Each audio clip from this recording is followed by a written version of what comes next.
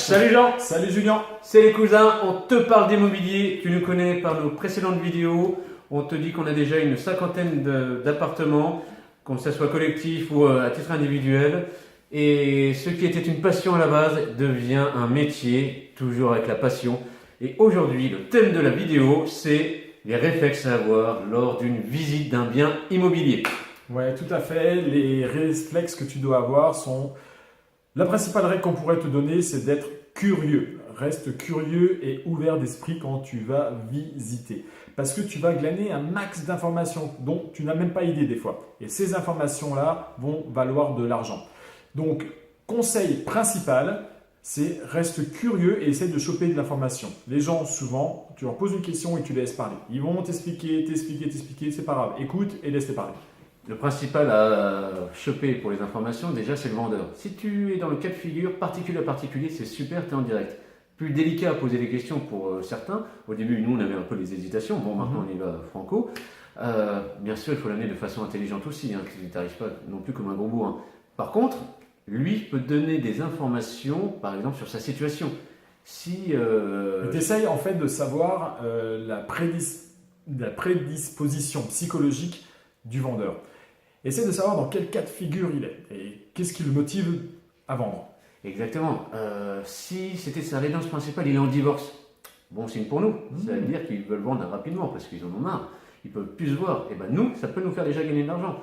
Autre chose, il arrive proche de la retraite ou il est à la retraite.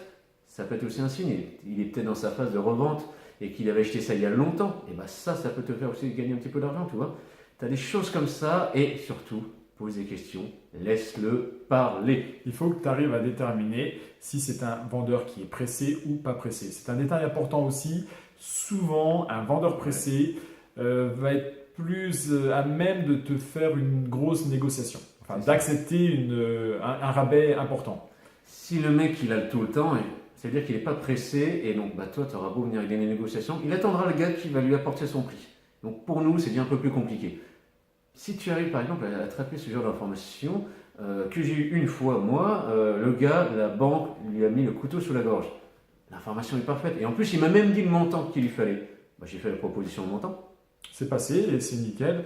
Donc des fois, le mec, je pense que quand il a lâché la phrase, il dit « Merde, quel con !» Enfin bon, c'est pas grave, tu as chopé l'information. Tu sais que si son prix de réserve était de 70 000 €, et ben, tu lui offres 70 000 €. Donc, essaie de faire parler les gens et surtout savoir écouter. Le but, en fait, de la visite, à part le bien immobilier dont on t'explique juste après, c'est de déterminer si le vendeur est motivé. Trouver une bonne affaire, souvent, ça se résume à un vendeur motivé. Un vendeur motivé, c'est de l'or. Exactement. Deuxième chose où il faut vraiment être très curieux, c'est l'ambiance de la copropriété. Nous, on appelle ça, c'est déjà si la copro est bien entretenue. Parce que si tu n'as pas de merde dans le couloir, si tous les arbres sont coupés, c'est propre, c'est tout bien, tu n'as pas de volet qui déconne sur la façade, des petites choses comme ça peut déjà te donner une tenue de la copropriété. Les locataires, super important. Si tu as un locataire qui te pourrit l'ambiance de l'immeuble, ton bien est propre, ton bien est beau, il est bien situé, il a tous les services à côté. Sauf que tu comprends pas, tu as des turnovers de dingue, les mecs ils restent 3-4 mois. Qu'est-ce que c'est le problème? Est-ce qu'il y a un problème dans l'immeuble? Dans l'immeuble, pas dans ton appart, parce que tu sais qu'il est bon.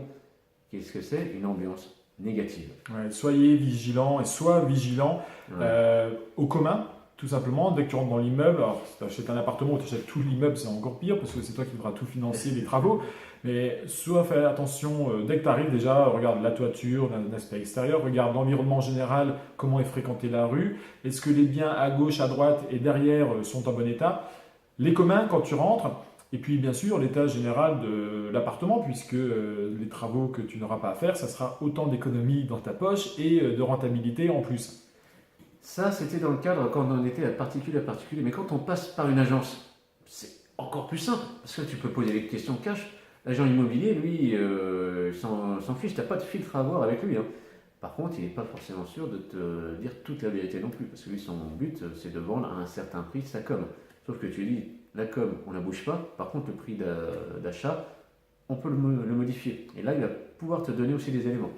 Ouais, essayez avec les agents immobiliers, en général, ça ne sert à rien de trop se casser la tête, soyez assez direct. Déjà, présentez-vous en tant qu'investisseur. Moi, je trouve que c'est plutôt une bonne technique parce que vous n'allez pas perdre votre temps sur des biens qui ne correspondent pas. Et puis, allez-y franco, posez-leur la question. De toute façon, si vous ne posez pas la question, il ne vous donnera pas l'info. Donc, autant poser la question qu'il vous raconte un bobard et vous laisser l'information de côté, parce que vous savez que sur ce coup-là, il vous a raconté une bêtise.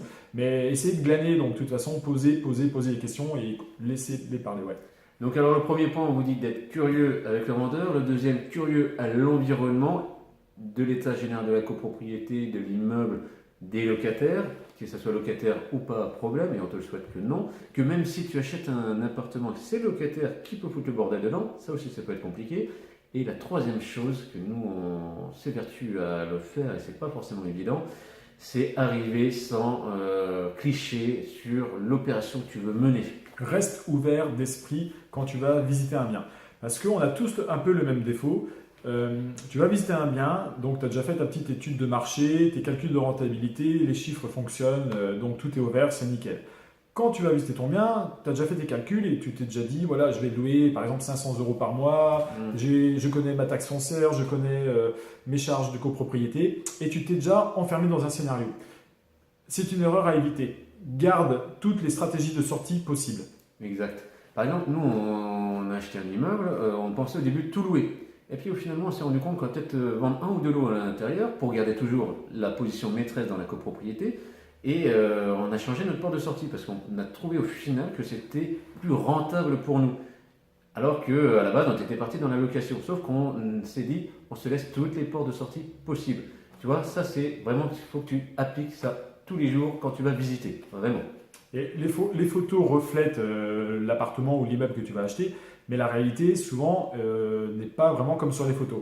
Donc, il y a des volumes que tu ne peux pas te représenter, il y a des stratégies différentes que tu peux appliquer une fois que tu es sur place. Et si tu es déjà enfermé dans un scénario, encore une fois, avant d'aller visiter, tu passes peut-être des fois à côté. Donc, garde à l'esprit d'analyser une fois que tu es sur place. Éventuellement, on peut diviser un appartement qu'on n'avait pas imaginé, on peut faire plein de choses.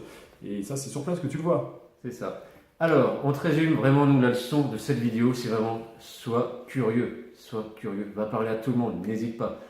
Donc, si tu as aimé cette vidéo, et on l'espère, mets-nous un petit like, c'est très sympa, abonne-toi à la chaîne pour recevoir les prochaines vidéos qui vont arriver, on te souhaite une très bonne chasse, et cache!